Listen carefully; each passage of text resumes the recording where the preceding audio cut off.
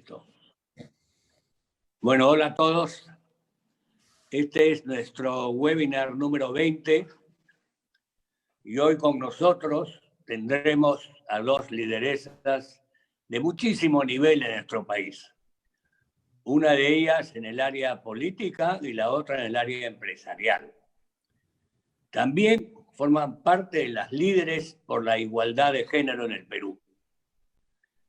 Dicho sea de paso, hoy día tuve la oportunidad y la suerte de revisar o de ver, más que revisar, una reunión organizada por IPAE, por nuestra amiga Elena Conterno, relacionada con la equidad de género como oportunidad de crecimiento. Ahí estuvo Rosario Bazán, CEO de Damper, Elena Conterno, presidenta de IPAE, y Miguel Uccelli, CEO de Scotiabank. Recomiendo, esto está en Facebook Watch. Recomiendo la vean porque realmente es interesante e importante verla. Muy buenas propuestas, muy buenas exposiciones. Regresando a lo nuestro, estamos ahora con Susana y con Meche y agradecerles a las dos la presencia. Una de ellas, Mercedes Arauz, como saben ustedes, como la conocen perfectamente, es una economista también de primer nivel, una gran académica y una reconocida política. Y por otro lado, Susana Elespuro, una de las primeras empresarias que tuvo este país, muy eficiente, muy capaz, connotada empresaria y directora de empresas. Y con ellas vamos a hablar sobre la política y sobre el tema empresarial también, de la actividad empresarial en los tiempos de pandemia, en los tiempos de crisis más que de pandemia, porque ahora tenemos pandemia y tenemos crisis política, en fin, y económica también. En fin, entonces vamos a cederle el micro a Meche Arauz primero. Gracias nuevamente por estar con nosotros. Adelante. Muchas gracias, Pepe, y un gusto estar con todos ustedes en esta presentación. Y también compartir con Susana, que es una amiga de muchísimos años y a la que le tengo el mayor de los respetos, porque realmente sí es una gran líder en el sector empresarial y siempre ha llevado adelante la agenda realmente de una igualdad entre hombres y mujeres que es básica para poder tener un mejor desarrollo. Y en el caso de lo que estamos viviendo ahora, creo que se vuelve más dramático, ¿no? Porque si comenzamos a mirar, hoy día vi las cifras que salieron en este informe del OIT, que dicen que hoy día el Perú ha caído, digamos, el mundo ha caído en términos de empleo, ¿no? O sea, ha habido una pérdida en Latinoamérica de equivalente a 80 millones de empleos en el segundo semestre, o sea, un 33% del total, ¿no? Digamos, del empleo en Latinoamérica. El promedio global ha sido de 17.3, pero el Perú le ha ido peor, ¿no? Y ha estado por encima del 50%. Curiosamente, 57% es varones, porque son los que normalmente están en empleos formales, y 53% las mujeres. Digamos que tengamos estas circunstancias, vuelven este tema dramático, porque el impacto además en el tema de esta pérdida de empleo se da sobre todo porque las mujeres están empleadas en las industrias más sensibles, cuando están en el sector formal, y también forman la gran masa de la microempresa informal que probablemente no tiene acceso a reactiva ni a ningún otro mecanismo de salvataje que tienen alrededor. Creo por lo mismo entonces que debemos tener una mirada bien integral sobre cómo aproximarnos al tema de la recuperación económica, tanto en el sector empresarial como en el sector público, con un enfoque de género de verdad.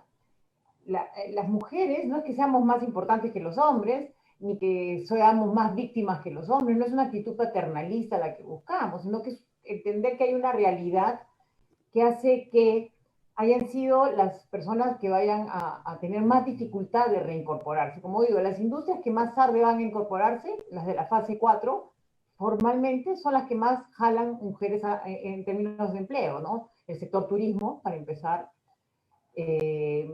están otros sectores de servicios, que son las que mayormente generan empleo formal para mujeres, ¿no? Comercio, restaurantes, cuidados personales, ¿no?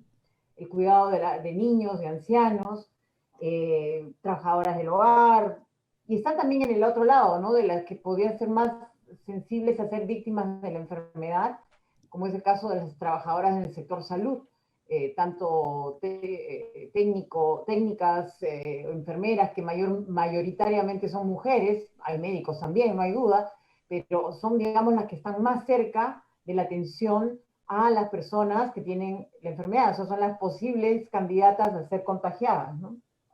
Como dije también, muchas mujeres están en el sector informal, y bueno, son las mujeres las que han estado en las colas en los mercados y en los bancos, eso no cabe la menor duda, porque normalmente hay muchas mujeres que son cabeza del hogar, o sea, no se mide eso en términos de las estadísticas, pero tenemos que estar mirándolo.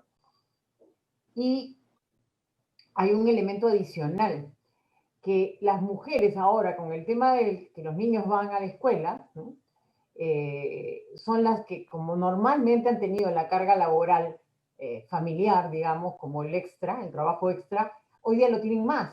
En la distribución del trabajo en la familia, por tradición, por falta de conocimiento, siempre ha estado sobrecargado sobre la mujer. Ahora, con los niños en la casa, resulta que son también maestras, son las que tienen que estar ayudando al niño en la escuela. Entonces, todos esos elementos hacen pues que la carga sobre la mujer, sobre elementos que permitirían su rápida recuperación, la hacen más difícil, y su más rápida reincorporación también en el mundo laboral. Por eso pienso que si vamos a hacer políticas públicas, lo primero que tenemos que tener es una mirada de género frente a ellas, ¿no?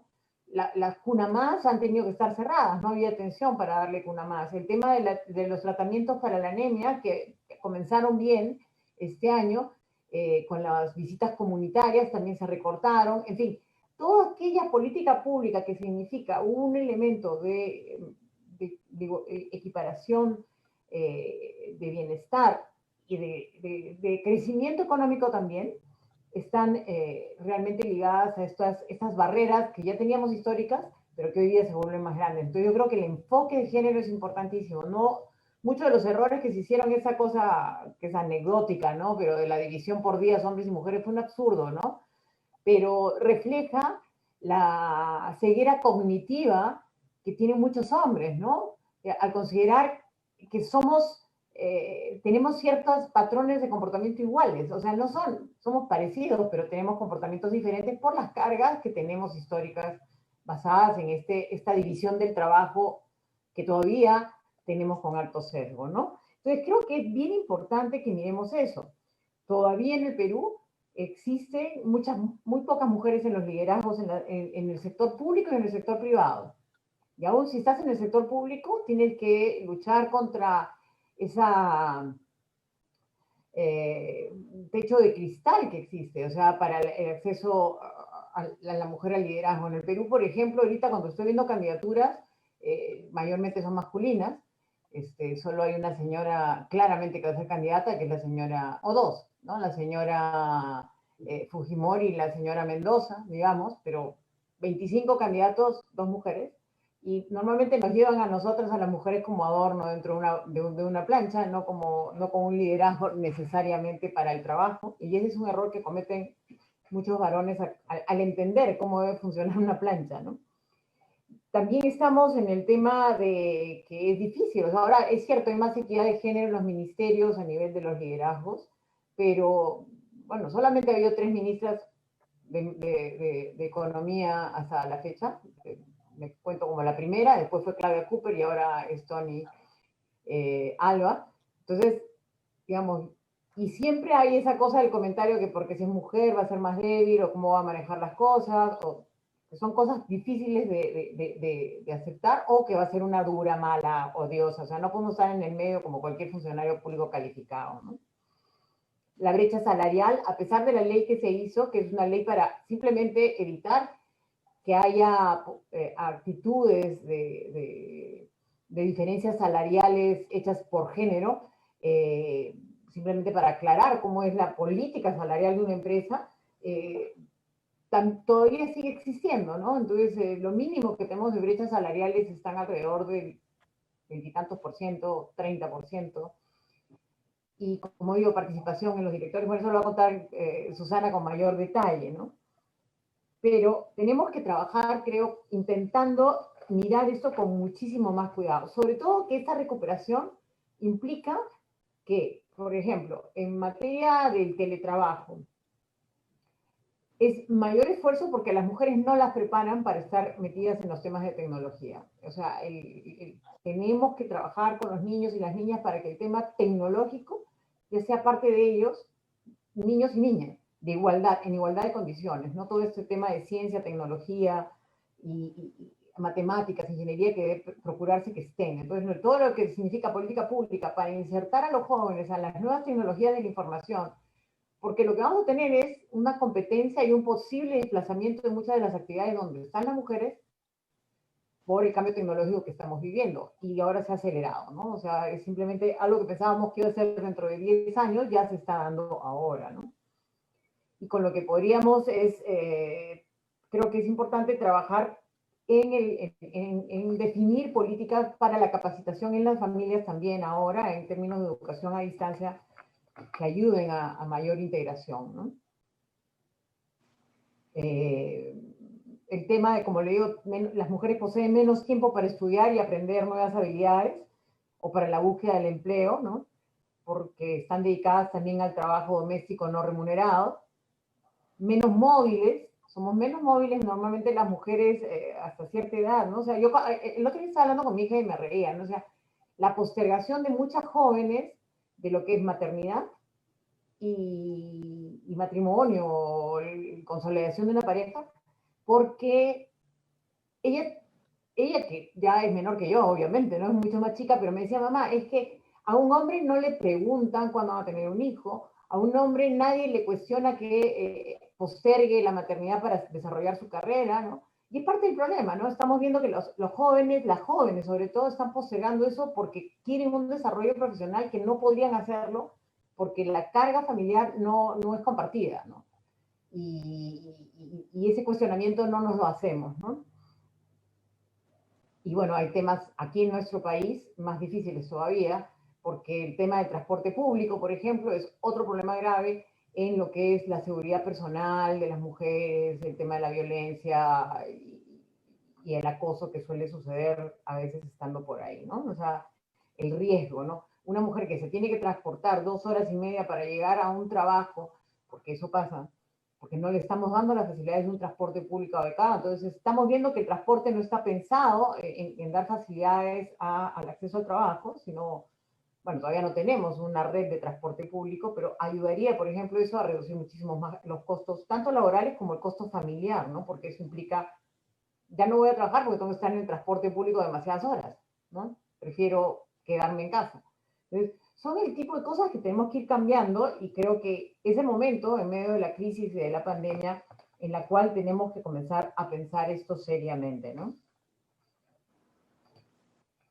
En lo que es romper estereotipos en el trabajo es básico, el acceso a Internet móvil es el otro elemento que también creo que tenemos que enfocarnos muchísimo porque si estamos viendo hoy día los niños, para poderse educar viendo a la familia otra vez, para poderse educar, tienen que buscar un sitio donde funcione el teléfono celular del papá o de la mamá para poderse conectar, porque no tienen internet. Y eso pasa en Lima, no está pasando, digo, solamente en las provincias. Entonces, la poca conectividad que tenemos tiene que moverse, ¿no? O sea, creo que hay que hacer un esfuerzo de comunicación, convencer a las familias que dicen no quieren antenas porque creen que van a contagiarse el COVID y cosas por el estilo, antenas de celular.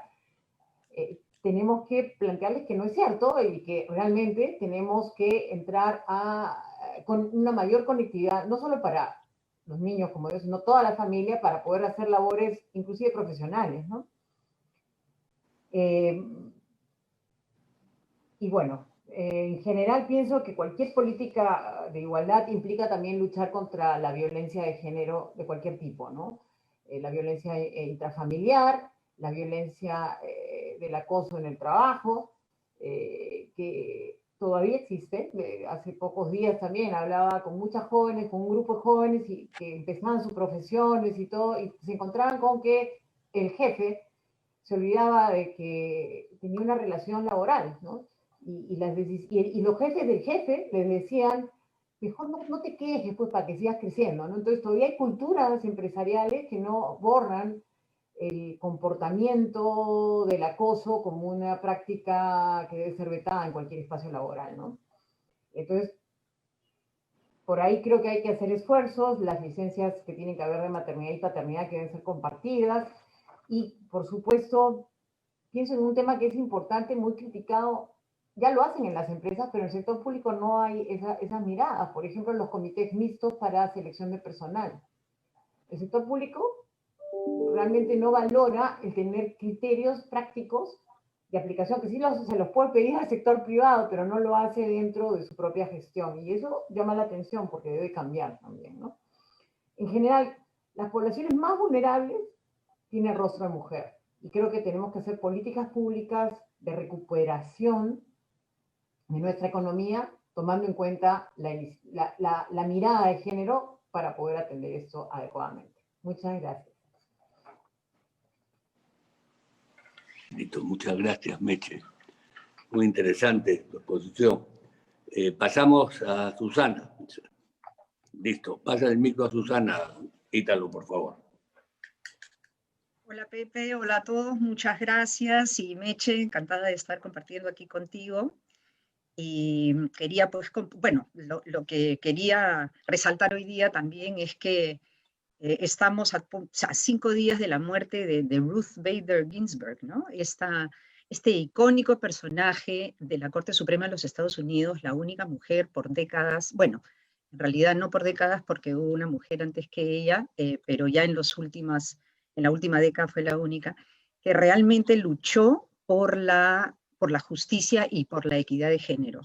Y por lo tanto, habiendo estos días leído tanto sobre ella, me parece, Regio, que este conversatorio pues coincida con este icónico personaje que realmente, y aunque parezca mentira, era la única de 9 jueces y que ahora están armando una terna para reemplazarla.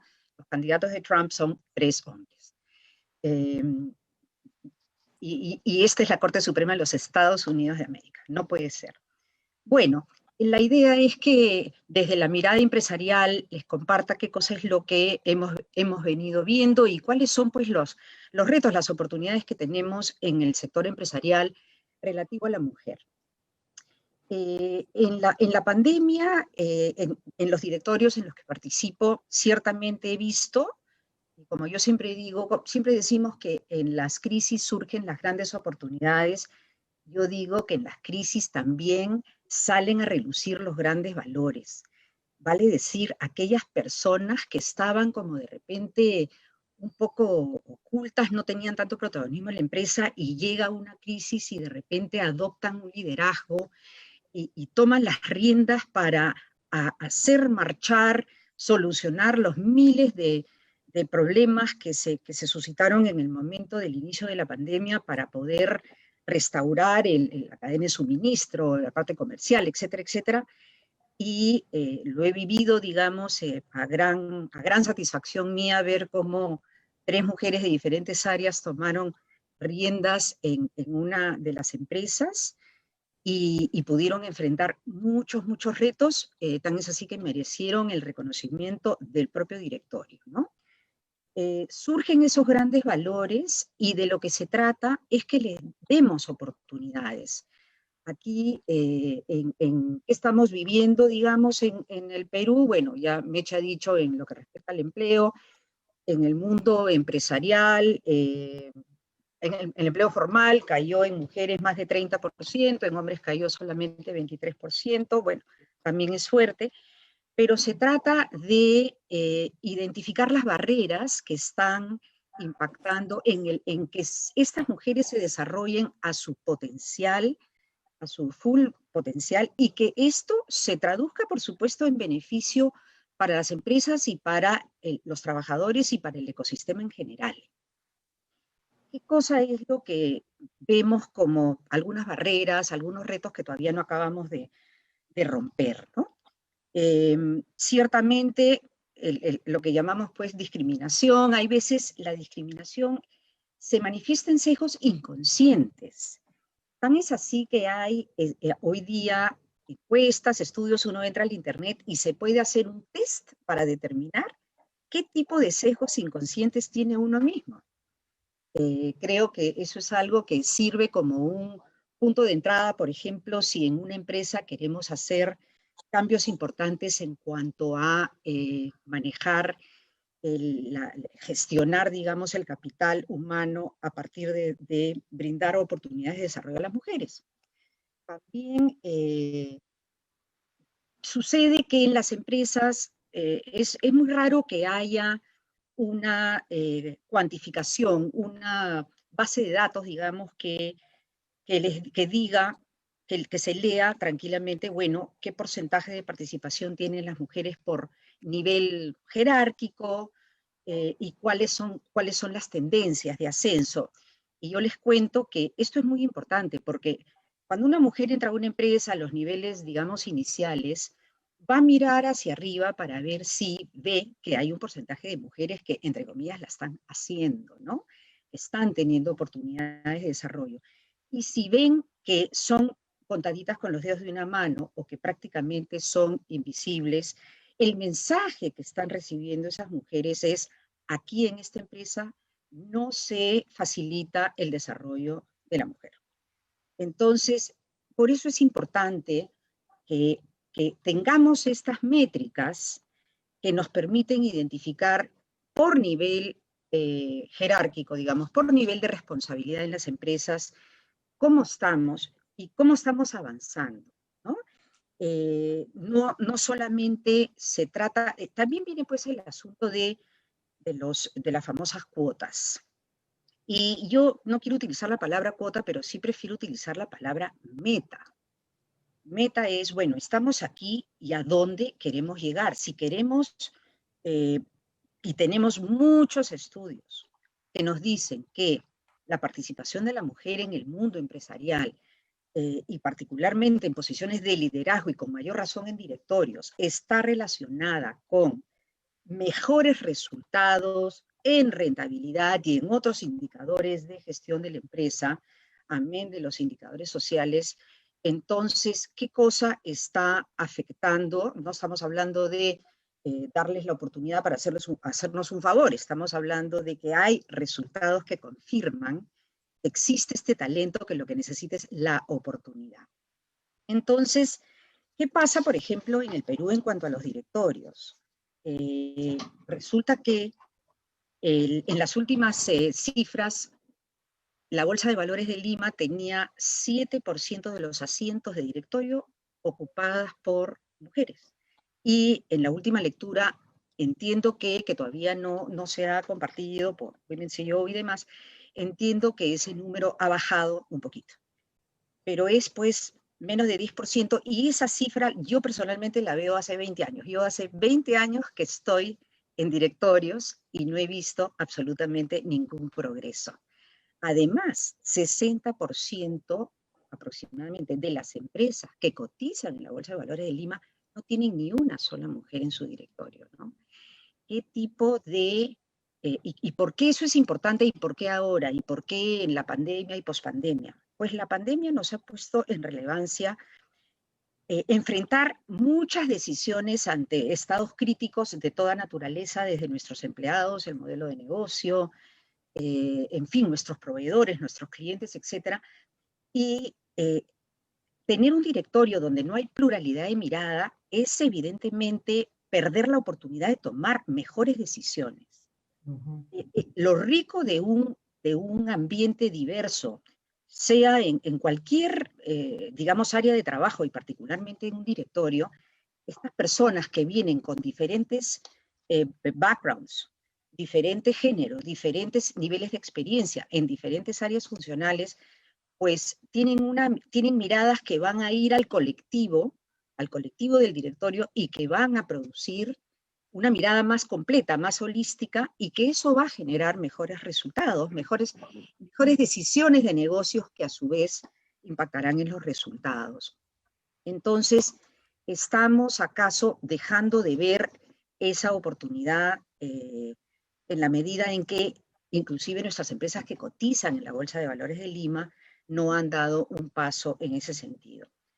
De más está decir que, por supuesto, los países europeos que están más en los niveles entre 30 o más por ciento, 40%, son aquellos en los que sus gobiernos tomaron la decisión de establecer las cuotas. Yo sí quiero hablar de metas, porque las metas nos llevan a lo mismo, pero generan el compromiso. Metas que se establecen desde la alta gerencia, desde el directorio, que realmente están, por lo tanto, generan ese compromiso para que a nivel de toda la empresa haya un cambio, que es lo que estamos hablando. Estamos hablando de un cambio importante y que ahora más que nunca, post pandemia, donde vamos a hablar un poco de sostenibilidad, pues esto se hace absolutamente crítico, ¿no? ¿Qué entonces elementos, me parece a mí, y también evidentemente esto es algo que en las empresas que ya lo están manejando muy bien, está pues muy establecido? Por lo pronto, que esto sea un punto de agenda, como dije, en el directorio y también, por supuesto, en el equipo de liderazgo, de tal manera que esto baja from the top down, ¿no? Es un compromiso desde la cabeza. Tenemos que hacer una evaluación basal. ¿Dónde estamos hoy? ¿Qué nos dicen esas métricas? ¿Y cuál es la tendencia? ¿No? Creo que evidentemente tenemos que establecer, bueno, qué medidas qué temas, qué indicadores vamos a continuar midiendo para poder ver si es que estamos yendo en la dirección correcta. Pero esto también tiene que ir de la mano con tener como grupos de embajadores o agentes de cambio, como cualquier cambio cultural que se quiere llevar a cabo en una empresa.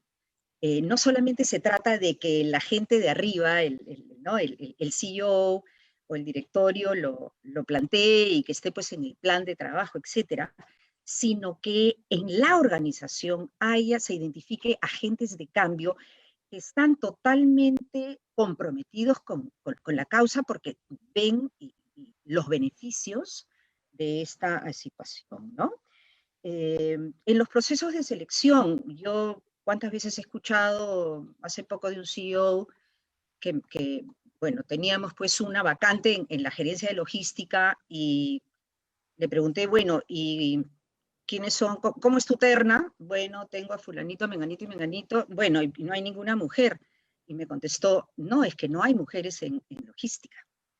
Y yo le dije, en este minuto te doy 3 nombres de buenísimas mujeres gerentes de logística. O sea, las mujeres están ahí, pero de repente no son tan visibles. Y lo que tenemos que hacer es, no solamente para posiciones de gerencias de empresas, también para directorios, tenemos que darles visibilidad, y eso hace que, por ejemplo, el Women CEO ha desarrollado un portal para que los datos de mujeres en el pipeline, digamos, están preparadas ya sea para cargos de directorio, para gerencias generales, etcétera, tengan más visibilidad, porque sí, a mí siempre me han dicho muchas veces en mi cara pelada, oye, son pocas y ustedes siempre son las mismas. Luego necesitamos, entonces, en los procesos de selección en las empresas, cuando le pedimos a un headhunter que nos traiga una terna, definitivamente no la aceptemos si no está incluida una mujer. Cuando estamos viendo dentro de la empresa procesos de selección, lo mismo. Cuando estamos viendo decisiones de promociones, es increíble, pero no tener a una mujer en esa decisión no se nota, digamos, que hay veces operan los sesgos inconscientes, ¿no es cierto? Hay la necesidad también, en algunas empresas muy grandes, pues se han establecido estos comités de diversidad, estos comités de inclusión, para que puedan trabajarse los temas que necesitan ser identificados, pero no solamente reuniendo a las mujeres en los grupos, ¿no? Sino que sean grupos mixtos, porque de lo que se trata es, digamos, romper estos paradigmas, tener una mirada fresca para poder que todos, digamos, sientan ese nivel de confianza en que las mujeres van a poder demostrar su mérito y a la vez traer a la mesa estas otras características, estas otras habilidades que van a enriquecer al final la gestión de la empresa. Ahí la dejo, Pepe. Muchas gracias, Susana. Muy interesante lo que acaba de decir.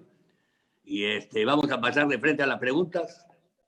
Hay un comentario del público presente que esta pregunta va para Meche.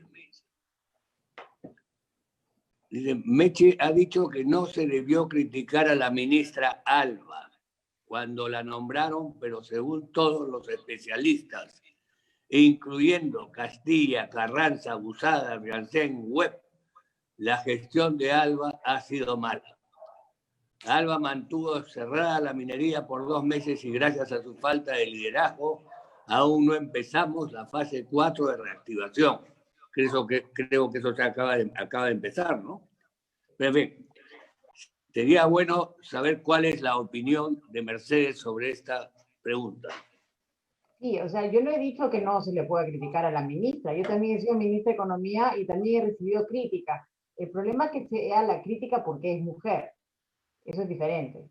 Yo creo que a la inexperiencia de Tony no le ha dado la fortaleza para enfrentarse a un gabinete que ha primado otra ideología, ¿no? Digamos, y ha pensado, no ha podido enfrentarse a ministros que venían pues a hacer actitudes de planificación central, ¿no? La verdad que eso es lo que ha pasado. Y quizás sea una experiencia, porque ciertamente tiene algo de experiencia en manejo de presupuesto, porque no hay duda, yo la conozco desde muchos años, muy hábil, muy capaz, pero se ha enfrentado a un gabinete, ella era ella sola frente a todo ese gabinete, ¿no? O sea, y no tenía la fortaleza quizás que hubiera tenido otra mujer de repente, u otro hombre, no sé, que le hubiera dicho, un ratito, acá la economía tampoco la podemos parar por casi, bueno, 6 meses, ¿no? Hay que tener un balance salud-economía.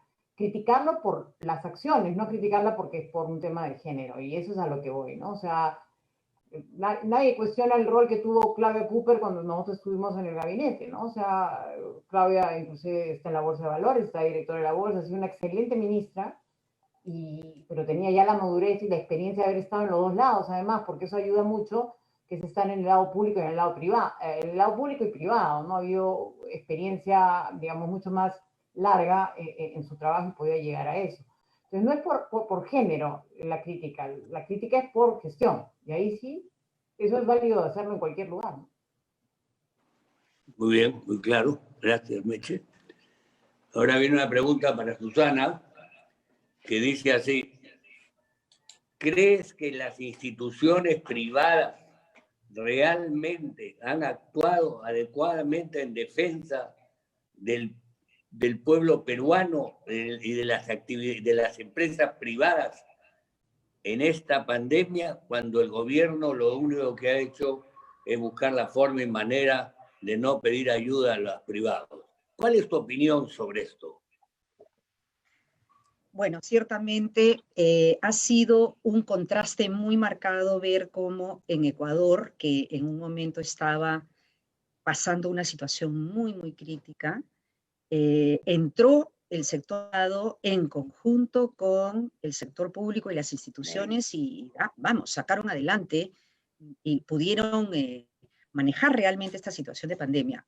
En nuestro país, coincido que lamentablemente por algún motivo que, ¿no?, todos tenemos nuestra opinión al respecto, no hubo un involucramiento manifiesto del sector privado y de las instituciones civiles, asociaciones, ¿no?, en general, para poder trabajar un plan de recuperación o un plan de enfrentar a esta pandemia desde tantos ángulos de una manera adecuada, ¿no? A mí, por ejemplo, me parece increíble lo que mencionó Meche hace un poquito, ¿no? El asunto de hacer pues días para los hombres y días para las mujeres. O sea, ¿qué tipo de miopía en el entendimiento de tu consumidor? Si hay algo que aprendemos en el mundo empresarial es que tenemos que tener muy claro ¿Quién es nuestro cliente? ¿Quién es nuestro consumidor? ¿Qué necesita? Y si estamos hablando de enfrentar una pandemia en todas sus fases de abastecimiento de medicinas, de comida, etcétera, etcétera, etcétera.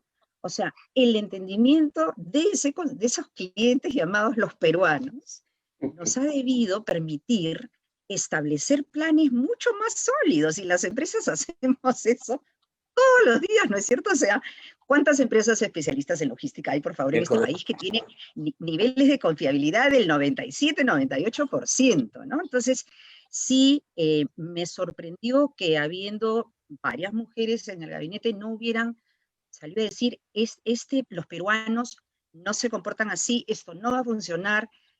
Los mercados públicos, ¿quién no sabe en el mundo de consumo masivo cómo operan los mercados públicos? ¿No? ¿Quién no sabe en este país que los centros de transporte son fuentes de contagio? O sea, es algo que es muy visible para los empresarios, los ejecutivos que operan en esos mundos y que hubieran podido colaborar con planes más ajustados a la realidad del momento y a cómo darle la vuelta. Muchas gracias, Susana. Ahora una pregunta para ambas. Empezamos con Meche. Dice así: en países escandinavos, países líderes en empoderamiento femenino, las mujeres eligen libremente su carrera. Sin embargo, muchas de ellas no eligen ser ingenieras, por el contrario, el porcentaje se reduce cada año. ¿No creen que imponer mediante leyes, cuotas o metas de género de manera artificial atenta contra la libertad y motivaciones reales en la mujer? Como dice el famoso neuropsicólogo canadiense Jordan Peterson. Meche. A ver, yo siempre he sido como economista, o sea, no me gusta muchísimo ver el tema de cuotas en general. Pero cuando tú ves que hay una diferencia de oportunidades, es cuando necesitas establecer las cuotas. O sea, es preferible, como dice Susana, plantearse metas, pero resulta que no se dan nunca los resultados. O sea, la Bolsa de Valores se ha planteado la meta del 20% hace años, y hasta ahora tenemos 7 punto algo, lo que mencionó Susana. Entonces, ¿cómo generamos esas oportunidades? Y ahí está el tema, la posibilidad de participar solamente se hace solamente para que puedan ser elegidas, nadie le está poniendo además que sean impuestas, pero de alguna manera ayuda a tener la diversidad, ¿no? Creo que las mujeres pueden contribuir muchísimo. Y concuerdo mucho con Susana de que lamento que en el gobierno actual no lo hayan pensado así. Cuando yo estaba en el gobierno de Alan García, lo primero que hice fue llamar a una empresa especialista en distribución de alimentos para poder atender toda la zona de Chincha en la parte logística, porque yo, como economista, ministra de Comercio Exterior y Turismo, sabía muy poco, pero sí sabía que la empresa me iba a ayudar y lo resolvió, me resolvió los problemas logísticos que tenía en ese momento, ¿no? Cuando me asignaron Chincha en el terremoto. Entonces, esa cosa de que hoy día estamos como una bronca entre lo público y lo privado es un absurdo.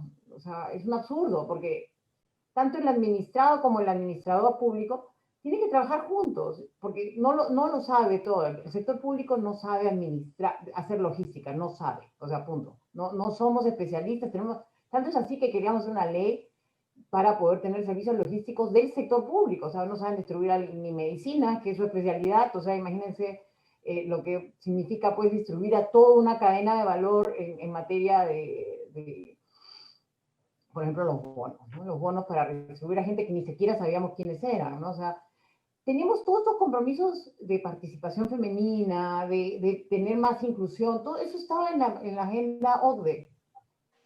Y bueno, hoy día se abandonó esa agenda y no hemos tenido, y una de las cosas era tener mejores estadísticas para saber identificar, como dice Susana, a nuestros clientes, ¿no? Que son los usuarios de los servicios públicos. Pero ni eso hemos avanzado. O sea, estamos realmente no caminando en la dirección del que nos correspondería para el nivel de ingreso medio que tenemos como país. Pero hay una preferencia por hacer política pública de otra categoría, ¿no? De la guerra política, en vez de mirarnos en cómo atendemos a nuestra población. Sí creo que las cuotas ayudan cuando tú tienes una carga muy pesada que hace imposible que accedas. Entonces lo importante es ayudar, pero no hay que abusar de las cuotas tampoco. O sea, creo que tiene que haber alguna cuota de género para la participación en política, pero es para poder entrar y participar y concursar, y ya que la gente te elija, ¿no? Ahí desde el punto de la elección ya es diferente. Muy bien, gracias, Meche. Susana. Mira, y yo, por ejemplo, soy geóloga de carrera, ese es mi lado oculto, porque trabajé solamente 1 año como geóloga, ¿no? Pero lo cierto es que sí, por ejemplo, no se trata de decir, no, a las mujeres no les interesa la ciencia. Hay empresas que se han tomado eso en serio y están desarrollando programas. Por ejemplo, Cisco. Cisco es una empresa de tecnología. Quiere atraer a mujeres, lucha por la equidad de género y quiere atraer mujeres a tecnología. Entonces, desarrolla una serie de programas dentro de la empresa para cultivar, para atraer y además cultivar, desarrollar a esas mujeres en ese campo. Y también hay iniciativas como STEM, ¿no? STEM significa ciencia, tecnología, ingeniería, y la M es de... Matemáticas. Me voy a acordar. ¿Ah? Matemáticas. Matemáticas, ¿no?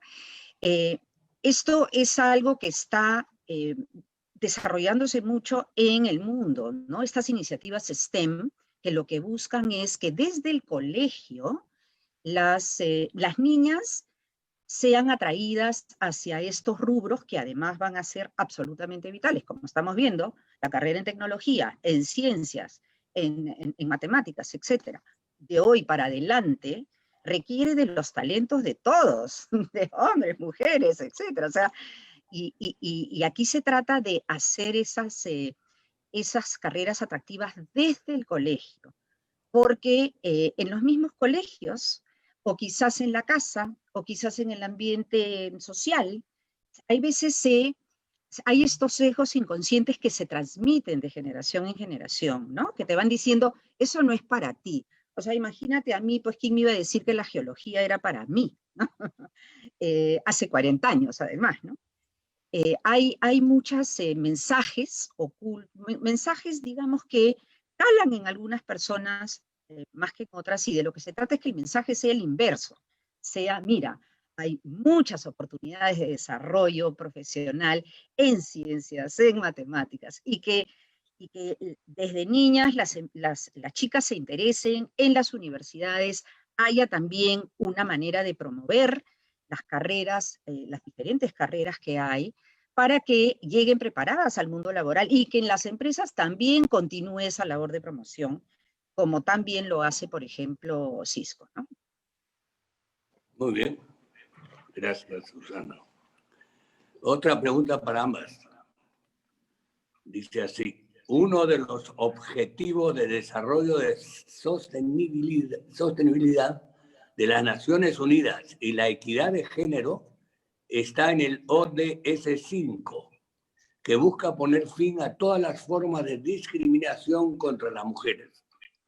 ¿Cuál es su opinión que el liderazgo masculino se mide con métricas mientras que el femenino se evalúa los cómo? ¿Por qué a los hombres no los cómo? Meche. Bueno, la verdad, no sé cómo medir los cómo, o sea, la verdad, todos los hombres y las mujeres somos en capacidades, yo creo, iguales, con algunas preferencias diferentes, pero podemos medirnos, como bien ha dicho Susi. Cuando yo estaba en el banco, BID, nosotros teníamos toda una matriz para medirnos en cómo medíamos, calificábamos a, digamos, nuestros subalternos, a nuestros pares, a nuestros jefes, y teníamos sin distinción de hombres y mujeres, y más bien cómo promovíamos la intervención. Es cierto, a veces las mujeres mismas venimos con nuestros propios sesgos cognitivos, o sea, no es falso que una mujer, por ejemplo, no sabe pelear por su salario. A mí, personalmente, cuando comencé a pensar, oye, me voy a ir a trabajar al Banco Interamericano de Desarrollo, y ahora, ¿cómo le pido lo que merezco recibir de salario? O sea, primero tenía que averiguar cuál era el rango salarial, cuál quería yo, cuál era mi valoración, ¿no? O sea, para poder solicitar, tuve que hacer todo un trabajo mental para cambiarme de la posición de oye, yo sí puedo recibir un salario acorde a mi carrera, no menos. Porque ya me ha pasado en otras circunstancias, en otras entradas a otros trabajos donde dicen, no, pues tú eres mujer, ¿no? O sea, a ti te dan un salario y después te enteras que tu colega que tiene un grado menor que tú está ganando más. Curioso. Entonces, porque tú eres mujer, vas a llorar. O sea, a mí me ha pasado ya en el mundo político, ¿no? O sea, el que uno sea mujer, que se vista bien y que derrame una lágrima, o sea, tenga la capacidad de reconocerse vulnerable como lo puede ser cualquier hombre, resulta que no es agradable, ¿no? Entonces, es una mirada, como digo otra vez, de estas cegueras que hay frente a una realidad donde hay mujeres que pueden ser enérgicas en sus momentos, sensibles en otro momento, y les recomiendo que vean una súper serie que están dando en Netflix, se llama Borgen, y habla sobre una primera ministra en Dinamarca, que les va a parecer genial cómo el comportamiento frente a una mujer y las circunstancias en las que vive, cómo compartir, para bien y para mal, ¿no? O sea, nos toca vivir circunstancias bien diferentes a las que les toca vivir a un hombre habitualmente. Entonces creo que es un buen punto para comenzar a pensarnos como iguales, como generar una sociedad donde hay oportunidades para ambos de las mismas categorías, cualquiera sean nuestras preferencias por donde queramos desarrollarnos. Es un buen punto. Muy buen punto. Susana, tu opinión. Bueno, yo también estoy en la tercera temporada de Borgen y estoy así anclada.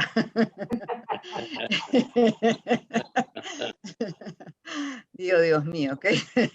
Hasta en Dinamarca pasan cosas. Bueno, con respecto a los ODS, ¿no? El ODS número 5 habla justamente de la equidad, ¿no? De género, y la verdad es que plantea lineamientos, planes de acción y métricas concretas. Por ejemplo, dice, ¿no? 0 discriminación para educación inicial, tanto hombres como mujeres, 0 discriminación, o sea, igualdad de oportunidades para acceder a la escuela técnica, a la escuela superior, a la escuela universitaria, igualdad de oportunidades en cuanto a ¿no? la formación académica, o sea, habla de métricas que son el que se quiere lograr, tanto, pero identificando quizás este segmento, está 50% de la población, digamos, que está finalmente en la foto. ¿Por qué? Porque evidentemente sabemos que hay países, inclusive el nuestro, donde ha habido en algunas ciudades y provincias, por ejemplo, decidir que los hijos hombres sí van a la escuela y que las hijas mujeres no, en nuestras familias altoandinas, ¿no? En las mismas, por supuesto, escuela secundaria, también, bueno, ya existe, les quiero que escuela primaria, o sea, hay todo un tema de escolaridad donde todavía no se ha erradicado el analfabetismo, pero se trata ahora no solamente de que terminen la escuela, se trata de que puedan acceder a una opción de carrera tecnológica o de la carrera universitaria que les permita tener mayores, digamos, capacidades de empleabilidad y que puedan generar ingresos para sí mismas, para su entorno, para su familia, para el progreso del género en general en la sociedad, ¿no? Así que creo que tenemos un ODS además ese ODS finalmente también está ligado al trabajo decente, está ligado también al número 4, ¿cuál era el número 4 de los ODS? Déjame acordarme. Bueno, pero que al final los ODS se van agrupando entre ellos para lograr los mismos objetivos, que es el desarrollo de la humanidad, el desarrollo del potencial de la humanidad. Y se trata de, digamos, hacer un doble clic en el segmento de las mujeres en el mundo, porque eso está limitado, ¿no? ¿Verdad? El ODS número 4, gracias Ítalo, es el de la educación de calidad, justamente, porque sin educación, pues, ¿cómo podemos hablar de desarrollo, ¿no? Así que totalmente identificada con estos ODS, en particular con el de equidad de género, que jala a los otros también. Muchísimas gracias, muy bien. Nos vamos para Meche. ¿Qué opinas usted sobre la firma o no del acuerdo Escazú y por qué el Perú y la Cancillería le parece bien mientras otros países como Chile lo rechazan? ¿Cuál es su opinión? Yo no conozco el acuerdo, o sea, no soy un especialista en temas ambientales. Entiendo que nosotros, en términos de legislación, cumplimos con todos los requisitos que hay, están ahí exigiéndonos y que supuestamente entiendo, porque no lo conozco, eh, no tendríamos ningún problema de cumplir con el acuerdo. Pero yo creo que ese tema tiene que entrar a un debate nacional antes de y que sepamos exactamente qué firmamos, antes de que, está firmado, digamos, ¿no? Pero que se ponga en vigencia porque hay que evitar cualquier riesgo que pudiera existir. Yo no soy experta en el tema, los ambientalistas, los economistas ambientalistas que yo conozco me han dicho que está bien, pero no es mi especialidad, así que no puedo mucho de contestar. Listo, gracias. Ahora vamos para Susana. Dice así la pregunta: me parece que hay una gran necesidad de reformar las reglas de los directorios de empresas privadas y públicas para que sean menos nepotistas y requieran que los directores sean realmente calificados para los puestos. ¿Cómo crees que se puede lograr esto? Bueno, yo creo que justamente la SMB, la Bolsa de Valores, o sea, hay una serie de esfuerzos ahorita vigentes donde se ha tratado, por ejemplo, de, sin hacerlo una norma absolutamente necesaria de cumplir, sino como una sugerencia, por ejemplo, identificar cuáles son las características de un director independiente, cuáles son los requisitos para que realmente sea un director o directora independiente. Comunicar esto y trabajarlo en el sector empresarial permite que los que están tomando las decisiones, los presidentes de los directorios, que están tomando las decisiones de quienes integran su directorio, se modernicen con los tiempos, entiendan cuáles son los beneficios para su directorio de poder realmente atraer a independientes, y no solamente independientes, sino también pues que haya participación, diversidad de género y diversidad de experiencia, de tal manera que haya una mirada más plural, ¿no? O sea, una de las maneras es a través de estas instituciones, la SBS, etcétera, etcétera, que tienen que ver con, por lo menos, aquellos directorios de empresas que pues están o reguladas, supervisadas, o que están listadas, en fin, que les permita avanzar en ese camino. También en difusión de las prácticas de buen gobierno corporativo, que nuevamente hacen hincapié en este tipo de indicadores, este tipo de elementos que tienen que estar ahí para que sean considerados, ¿no? Pero ahí está el tema de que este trabajo se viene haciendo hace años y la cosa no camina. Y por lo tanto tenemos que hacernos esa pregunta, ¿no? De, bueno, ¿qué viene después? O sea, se establecen metas, se trabajan herramientas, porque no se trata simplemente de poner metas, se trata de trabajar herramientas, talleres de sensibilización, pero herramientas de, por ejemplo, cómo poder identificar candidatas que puedan satisfacer los perfiles, que tengan las credenciales, la experiencia, etcétera, que se busca.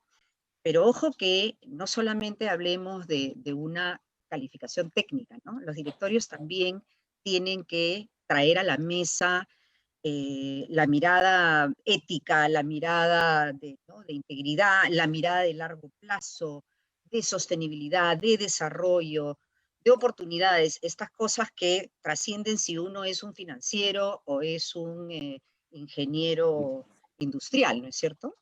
Así que yo creo, nosotros en las diferentes organizaciones de mujeres que tenemos vigentes, buscamos promover continuamente las oportunidades para otras mujeres, ¿no?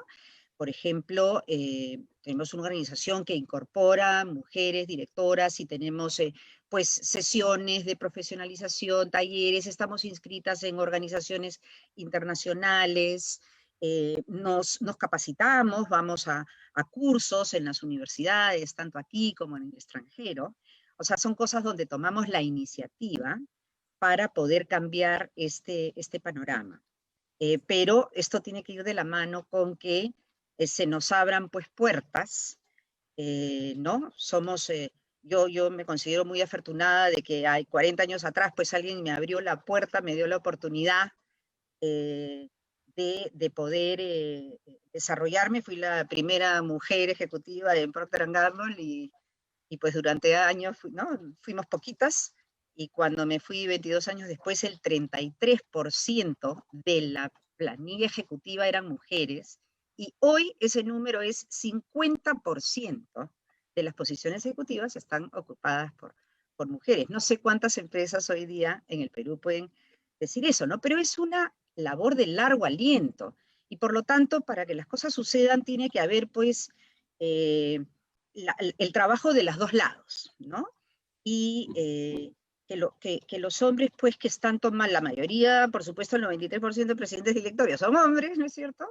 Y el larguísimo porcentaje similar de CEO son hombres, entonces que realmente abran su esquema mental a valorar y a aceptar y a entrar a ese mecanismo que finalmente es bueno para la empresa, bueno para la sociedad, bueno para todos. Muy bien, yo te voy a agregar algo a lo que tú acabas de mencionar. Yo he visto esta reunión virtual de IPAE hoy día en la mañana, y he visto las tres posiciones, y realmente, sin desmerecer a ninguna de ellas, la que más me llamó la atención fue la de Miguel Uccelli. Miguel Uccelli, entre las cosas que expresa y manifiesta, que él en el Scotiabank sí tiene, ¿no?, un porcentaje más alto de mujeres en puestos importantes, o en puestos no necesariamente importantes, porque tiene un porcentaje más alto de mujeres trabajando en el banco. Cosa que aparentemente en Canadá sucede lo mismo, sin necesidad de dar disposiciones legales y cuestiones obligatorias. Este es un tema que realmente, como tú lo has mencionado, los hombres tienen muchas veces la decisión. En Estados Unidos no sucede así. En Estados Unidos los hombres son preponderantes, y lo que tú has dicho es, no necesariamente tienen que abrirte la puerta. Tú has empujado la puerta con tus cualidades y tu capacidad. Entonces, las mujeres tienen también la obligación de empujar la puerta.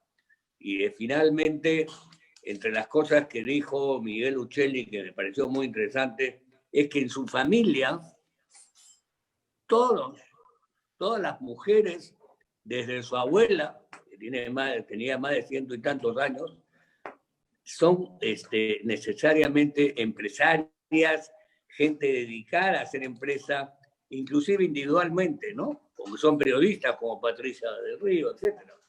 Pero eso es muy interesante, eso es un tema que hay que traerlo permanentemente a este tipo de reuniones, y las mujeres también tienen que empujar la puerta para que sea así. Muchísimas gracias, eso es todo. Voy a pedirle a Meche, y ahora conteste una. Vamos, pero ¿querías responder? Sí, mira, yo escuché a Miguel Uccelli ayer también, me encantó. Necesitamos reproducir a Miguel Uccelli así, a la 1000%, ¿no? Lo quiero tener en mi web.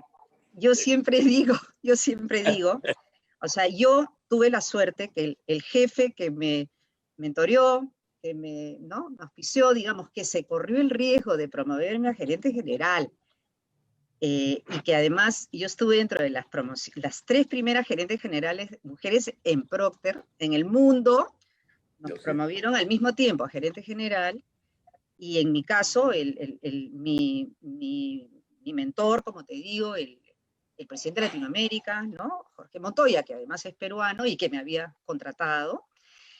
Yo siempre digo, qué suerte que Jorge tiene 3 hijas mujeres. O sea, yo creo que hace una diferencia realmente cuando esos hombres han crecido en un ambiente mixto y donde han en familia visto cómo hay respeto y hay todo esto, pues, que significa tratar con equidad a todos los miembros de la familia en una familia mixta. Entonces yo siempre digo, qué suerte, porque si como padre solamente has tenido hijas mujeres y por ahí tenías algún sesgo de machismo, como que también he conocido a alguien que yo dije, Dios mío, este es un machista a rabiar, tuvo una hija mujer, la hija mujer salió trome, y déjame que te diga, el pata tuvo que cambiar, pero, porque la tuvo que vivir en sangre propia. O sea que solamente quería hacer ese comentario rapidito. Muy buena. Que no tengan Gracias. hijas mujeres, que por favor se fijen en sus nietas y que realmente las promocionen. Mi hermano Pancho también era chancletero, pura mujer, y le fue muy bien. Bueno, para Meche vamos a entrar a las dos o tres más preguntas adicionales, ya un poco más dedicadas a la parte política.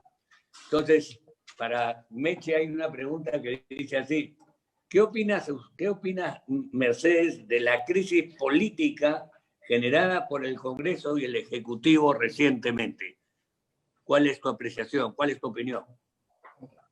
Antes de decir eso, quiero regresar al tema anterior. Cuando yo estaba en la presidencia del Consejo de Ministros, teníamos una iniciativa público-privada y es retomar otra vez ese grado de cooperación. Era una iniciativa con el World Economic Forum para armar una agenda justamente de promoción de esta igualdad de oportunidades de género. Y ojalá desde el sector privado la sigamos empujando, porque fue lamentable que ya no continuó. Era una muy buena agenda, teníamos el apoyo del World Economic Forum, era con métricas y hubiera sido ideal que se continuara, pero lamentablemente cambio de gobierno, ¿no? Esta crisis política es el reflejo del grave error que yo, insisto, cometió el legislativo en el cual yo participé, el legislativo con una oposición ciega e inmadura. Y sorry por los que son amigos de ellos, pero cometieron un grave error en abrir una caja de Pandora jugando con el tema de las vacancias y, por supuesto, al Ejecutivo, y luego, más grave, con el tema de los votos de confianza, ¿no? Esas armas que están ahí son justamente para, como una medida de decirle, oye, cuidado, tengo esta arma, no lo usemos, mejor sentémonos a conversar. Durante la gestión del señor Vizcarra, yo lo que no he visto es una voluntad de diálogo. Las conversaciones que hacía un esfuerzo, por ejemplo, su jefe de gabinete, Salvador Solar, yo no sé si estaban realmente apoyadas por él. Y el cierre del Congreso ha generado este monstruito, ¿no? Y el monstruito que se ha generado es un Congreso que no tiene, es de corto plazo, porque además, como ya habíamos eliminado el tema de la reelección, como no podemos tener una bicameralidad, o sea, no hemos hecho las reformas políticas que son de fondo, y también las de justicia, que son mucho más importantes probablemente que solamente las de políticas, sino las de justicia, no las hemos terminado ni las hemos acabado como debe ser. Y un país sin Estado de Derecho tiene lo que tiene hoy día, ¿no? Es un desastre tener que estar a pocos meses de las elecciones escuchando que otra vez vamos a la vacancia. La vacancia debe ser una advertencia para decirle, oye, por si acaso, siéntate a conversar, pero no para generar el circo de la inestabilidad que estamos generando. Como lo fue con Kuczynski, o sea, no se tenía que vacar al presidente. El señor presidente de Kuczynski debió ser juzgado al terminar su mandato, porque la verdad no ameritaba eso. Bueno, al final, la segunda intentona también fue otra vez un circo, y ya la trampa de hacer videos grabados artificiosamente, valgan verdad, ya se sabrá la verdad de cómo llegaron a esas circunstancias, ¿no? Pero la historia lo dirá. Pero creo que usar las herramientas que son como las herramientas de decir, es mejor que nos sentemos a conversar, como las herramientas efectivas de hacer política, es un grave error y ha dañado la institucionalidad de nuestro país. Y lo he dicho varias veces, ser superfluos en el manejo de la Constitución ha generado el daño que le hemos hecho a nuestro país. Institucionalmente, y bueno, nos vino la desgracia de la pandemia, y ya pues el país va a retroceder más de 10 años. Muy bien, muchas gracias, Meche. Tenemos otra pregunta relacionada con la política que es para ambas, que dice, ¿cómo lograr mejorar la calidad de los congresistas, presidentes, gobernadores regionales y políticos en este país? Ustedes, que son dos mujeres connotadas, creo que pueden darnos una solución de cómo enfrentar esto a nivel de población. Bien complicado, empecemos desde Susana. Bueno, partimos de bien abajo, ¿no? Yo creo que, obvio, sabemos todos que los países que están muy bien manejados, generalmente el sector público atrae a su mejor gente, ¿no?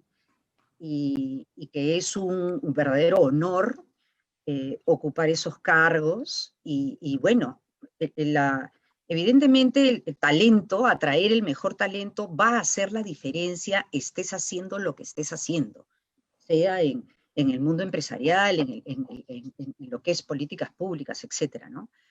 Pero partimos de un nivel bastante contaminado, en mi opinión, para ser capaces de atraer a la mejor gente en el sector público. Me parece que hay lo básico que opera a nivel, como elemento fundamental, es este asunto de la confianza, y que yo creo pues que el nivel de confianza es bajísimo.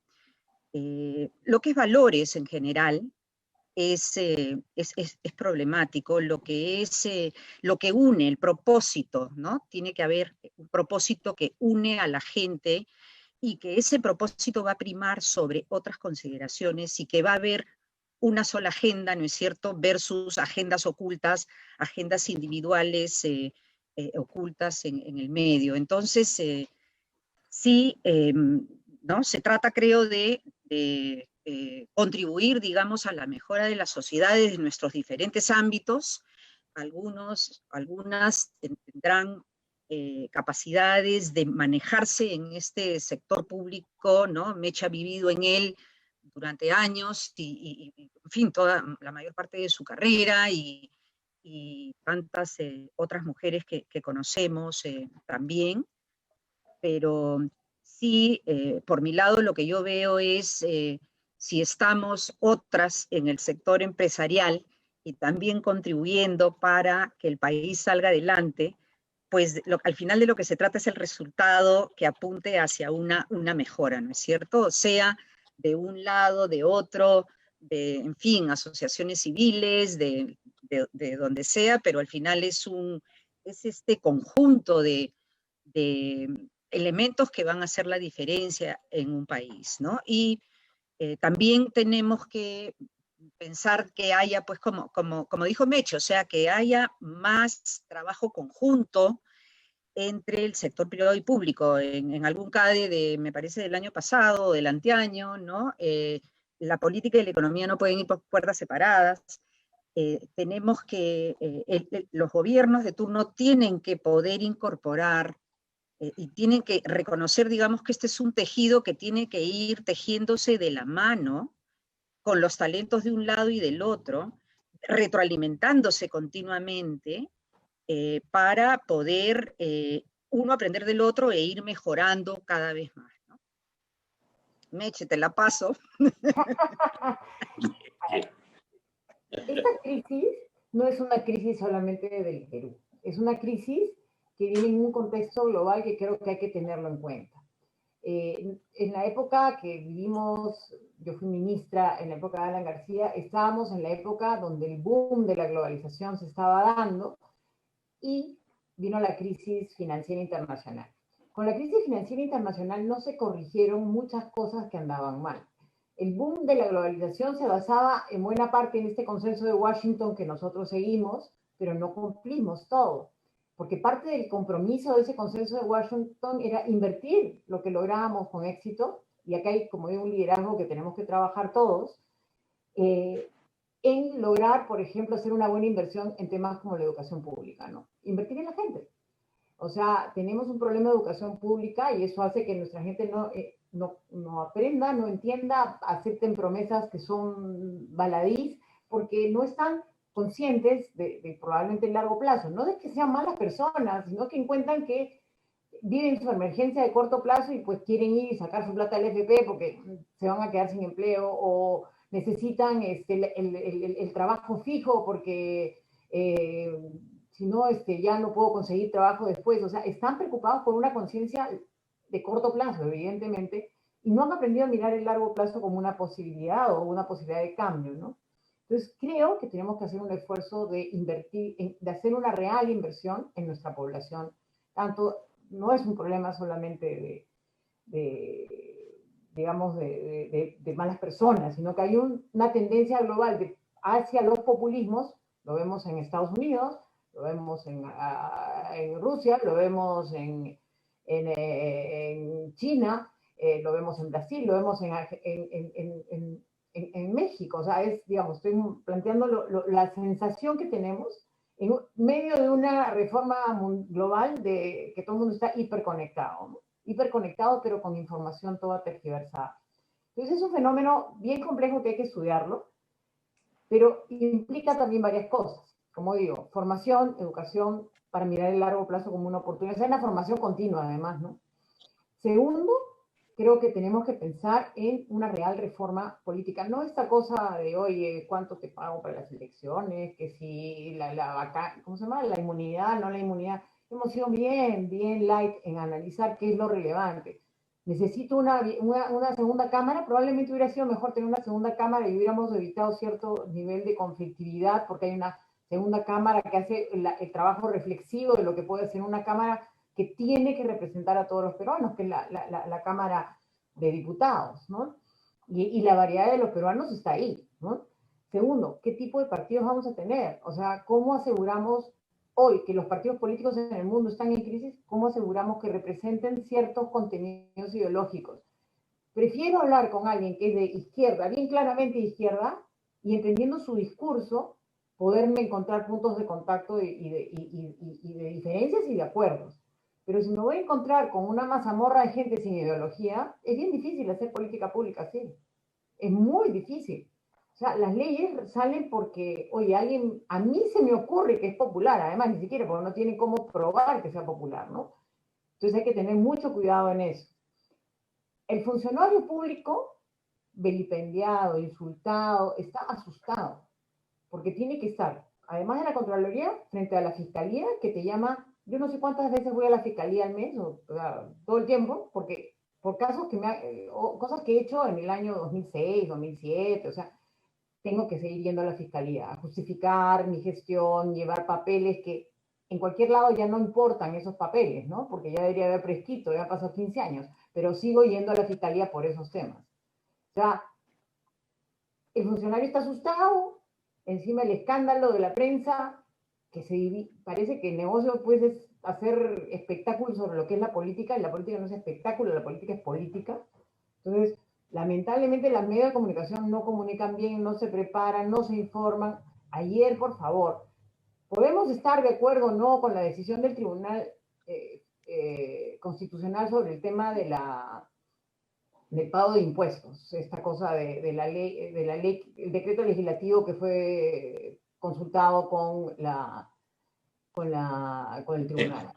Pero el show fue atacar a las empresas. Entonces, ¿qué va a generar empleo? La pregunta es, y eso es gente que está en la empresa, o sea, son trabajadores de una empresa que dice que las empresas no son malas. Entonces, yo no entiendo a las empresas de los medios de comunicación que no explican, que no entienden, que no traducen, que hay otras cosas detrás. Tienen una serie de señoras, porque ahora son muchas mujeres, lamentablemente, que no se preparan, yo he estado en la prensa también alguna vez haciendo entrevistas económicas, y yo me esforzaba en hacer un esfuerzo con la productora que trabajaba conmigo en leer, en estudiar, para saber llegar a las preguntas. No, acá opino sin haber leído ni siquiera la ley. O sea, y opinan alegremente frente a un público que, claro, obviamente va a decir, las empresas son malas. Todos esos miserables que son los millonarios, perdón, son gente que genera empleo. Y si no generan empleo, ¿de dónde vamos a vivir nosotros? El resto, ¿cómo se mueve la rueda si no hay empleo? Y eso es porque nuestra prensa no está haciendo el buen trabajo. Por pagar muy poquito probablemente, ¿no? Pero ahí hay un tema para trabajar. Pues si no, no vamos a generar confianza en las decisiones públicas. El funcionario está asustado. Y finalmente, bueno, creo que hay que enfocarnos. Yo no creo que lo podamos hacer ya en este gobierno, pero el nuevo gobierno tiene que armar, el que llegue, y decir, vamos a hacer el nuevo pacto de la Moncloa. El pacto que promueve el presidente es muy chiquito. Yo creo que hay que hacer un pacto real para mirar todas las aristas de una mirada de desarrollo después del bicentenario, ¿no?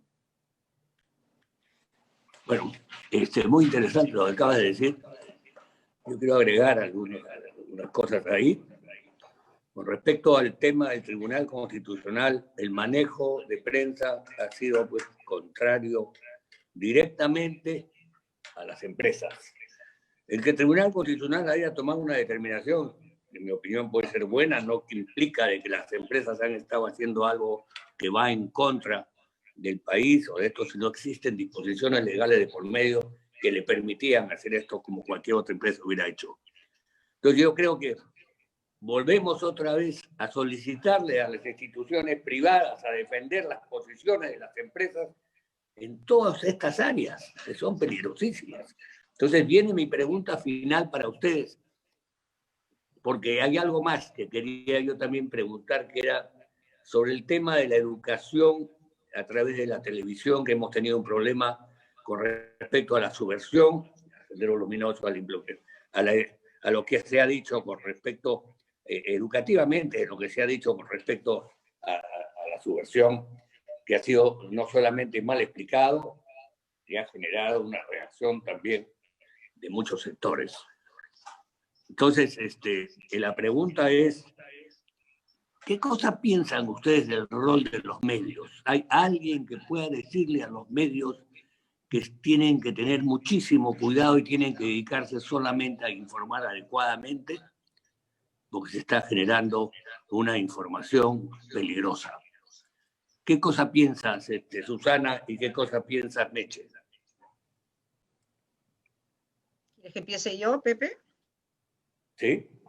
Bueno, la prensa y los medios tienen un rol importantísimo en educar también. O sea, y en un país donde hay baja lectoría, ¿no es cierto? Hay un nivel educativo bajo, la verdad, como sabemos, los resultados del World Economic Forum y todo. Lo que sí llega mucho a la gente a diario y forma opinión es lo que se comunica a través de los medios. Entonces, ahí la responsabilidad de que cada medio entienda la responsabilidad que tienen entre manos para poder ayudar a que esta población entienda mejor para tomar una postura y tomar las decisiones que le atañen, es algo que es fundamental y que, o sea, depende pues de estos diferentes medios y sus diferentes periodistas y el jefe de redacción y, digamos, aquellos que dan el visto bueno a la impresión final del diario escrito o a lo que pudiera salir en los diferentes otros medios no escritos, para poder elevar el nivel de profesionalismo, de preparación, ¿no? el requerimiento. Ahorita sí hay muchas veces la sensación de que hay una mirada muy superficial de parte del periodista hacia observar y no verificar, y de ahí salir con alguna nota de prensa que no tiene el debido análisis, ¿no? Pero esto realmente es en función, pues, de cada medio, y quizás sin, por supuesto, para nada hacer un clash con la libertad de prensa y todo lo que creemos al respecto, haya una especie de pacto de que los medios se comprometan a realmente entiendan esa función que tienen, esa función de responsabilidad de formar, educar, transmitir correctamente y que haya una suerte de propósito de mejorar, de elevar ese nivel, cada uno en su línea, con los periódicos pues que son los más populares o los menos, en fin, que tienen diferentes maneras de abordaje de contenido, pero que en aquello que es central puedan comprometerse a un nivel superior, ¿no? de lo que se publica o lo que se trata, y de esa manera, y también por supuesto tenemos de otro lado de los medios y también los twitters y las redes sociales y tal, donde ahora compiten prácticamente en la formación de opinión con los medios tradicionales, y donde lamentablemente cualquier cosa puede venir por ahí, ¿no?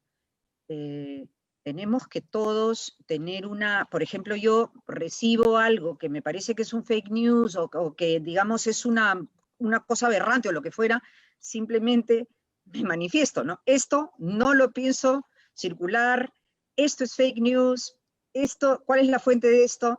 O sea, cada uno tenemos que hacer también nuestra labor un poco didáctica para poder evitar propalar aquellas cosas que realmente no debemos, y que todos estamos finalmente siendo impactados por esas noticias y tal. Se hace mucho daño con informaciones equivocadas. Meche.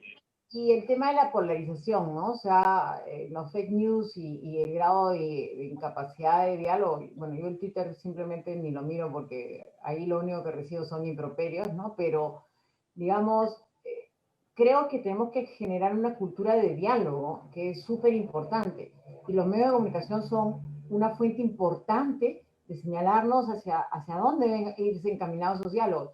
Podemos tener posiciones divergentes. Un periódico puede ser con una ideología A y el otro puede ser con otra ideología. O sea, puedo pensar uno ser más liberal, el otro ser más de centro izquierda, el otro ser hasta comunista. Digo, todas las posibilidades están presentes, pero con una fundamentación. O sea, cuando uno entra en el debate, tiene que entrar bien fundamentado, no puede ser sobre la base de mentiras o de un análisis tan superfluo, ¿no? O sea, y cuando salen a veces columnas de opinión que yo digo, oh, Dios mío, son columnas de opinión sin fundamentos, sin estudios, sin conocer a las personas, haciendo comentarios ad hominem. O sea, ¿dónde estamos? Realmente preocupa, ¿no? Y bueno, los medios de comunicación audiovisual son las que captan más rápido lo que pasa en el Twitter, ¿no? Entonces, o en el TikTok, o donde fuera.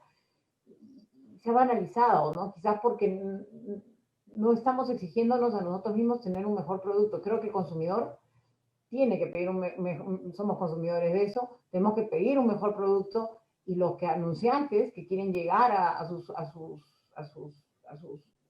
consumidores futuros a través de estos medios de comunicación deben exigir también calidad, ¿no? O sea, no digo censura, calidad, digamos, ok, tú piensas de esa manera, lo acepto, pero fundamentamelo, ¿no? Entonces hagamos las cosas de tal manera que permitan llegar a espacios donde se pueda realmente a dialogar, porque si no lo que va a haber es una guerra atroz de insultos y maltratos, y por supuesto, como dijo Susana, personalmente yo lo he vivido, o sea, me espanta volver a regresar a donde yo he tenido la vocación toda mi vida, ¿no? O sea, he tenido más de 15 años dedicados más de 15 años dedicados a la función pública, y salgo espantada, porque uno puede ser recta, correcta, y termina siendo maltratada de una manera atroz, ¿no? Injustamente. Y es un tema porque nuestros medios de comunicación insisten en jugar a estos juegos pues, del conflicto y no del diálogo, que es donde debemos incidir, ¿no? Para crear algo hay que dialogar. Y el diálogo se basa, como dijo Susana, en confianza y entender cuáles son nuestros propósitos comunes. Muy bien, muy claro. Y dicho sea de paso, tu libro ya está a la venta, ¿no es cierto? No, debe salir a la venta a más tardar el 30 de septiembre, primero de octubre. ¿A dónde lo van a vender? En Crisol. Ya, eso para que sepan todos, porque yo también lo voy a comprar. Sí. Hay otro libro que sí he publicado este año que es sobre el Congreso, ahí soy coautor, se llama Pues el retrato de una incertidumbre, que ahí soy coautora con otros y hacemos un análisis bien interesante sobre el Congreso que tenemos ahora. Ah, súper. Yo, sí, este es un llamado a los medios. Seguramente yo voy a tener un webinar sobre ese tema, que creo que es el momento de tenerlo dentro de la humildad de mi webinar, ¿no? Tenerlo porque hay personas y gente que se incluyen acá, que participan y que pueden tener llegada además a los medios para que los medios tengan muchísimo cuidado en lo que informan y no estar agrediendo a las personas, sino más bien tranquilizando el sistema general del país para que en circunstancias que se nos viene como una elección, necesitamos más que nunca muchísima calma, muchísima tranquilidad para que esto pueda seguir caminando como queremos todos. Agradecerle a Meche, agradecerle a Susana las gentilezas que han tenido de estar acá, sus realmente exposiciones han sido muy buenas, magníficas, claras, directas y honestas. Les agradezco, estoy seguro que las voy a convocar muy pronto también, porque se nos viene pues la parte más brava del año, ¿no? Entonces esperemos que podamos estar juntos. Nos encantaría a nosotros contar con ustedes. Muchísimas gracias a ustedes, muchísimas gracias a los participantes, muchísimas gracias a Ítalo, mi asociado también, y nos vemos pronto. Cuídense. Gracias a ti, Pepe, por la invitación. Chao, Meche. Gracias, Ítalo. Chao, Susana. Chao, Pepe. Hola. Thank you. Bye, bye. Bye, bye.